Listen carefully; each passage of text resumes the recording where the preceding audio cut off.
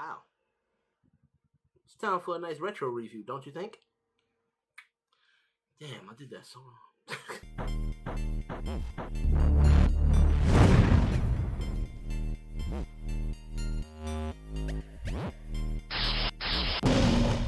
What's up, gamers? This is your boy Beast Gamer Kuma here with my retro review of the Supa Retron HD. Wow, that sounds like a mouthful. So, I was gifted the system to review. Yes, I gotta take it back, but kind of people there was like, hey, HyperKin got a new system that you should try out. And I'm like, okay, cool. I'm down. So, what is the Supa Retron HD? Well, it's a revamp of the Super NES. And it plays, of course, your classics. Oh, okay, so Dan at Video Games New York, he had jokes. So he wanted me to play this just because the new Shaq Fu is coming out. But yeah, we gotta play it. It's just, it has to be done. But anyway, got Top Gear though, so that's pretty cool. You remember when systems used to come with 2 controllers? Wow, that's amazing. I missed that concept. They should bring that concept back.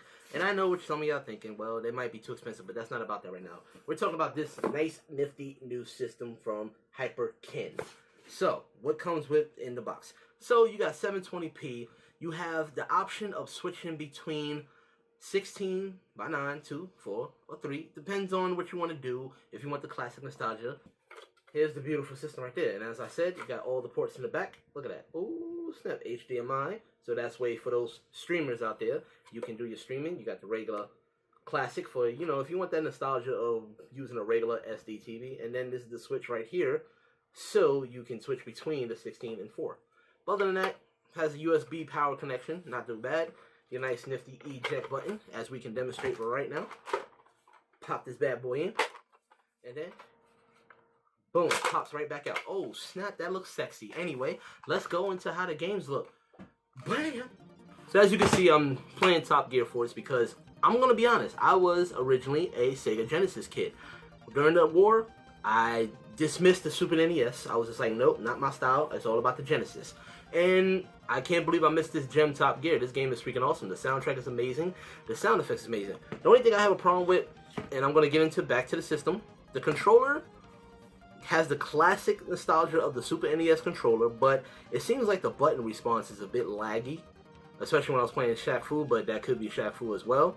And we're going to switch to Shaq Fu right now. Oh, this game is horrible. But anyway, the controller just feels nostalgic, but the responses of the buttons feels weird. It doesn't register that well. I have to press it a few times for it to get into play.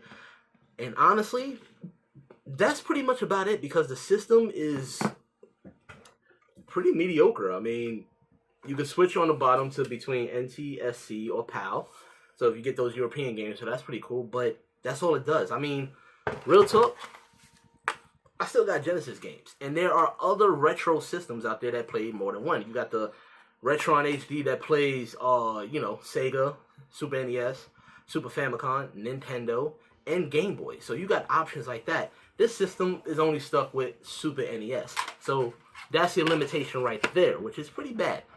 But other than that, the main thing that I have a problem with is the price tag for this damn thing.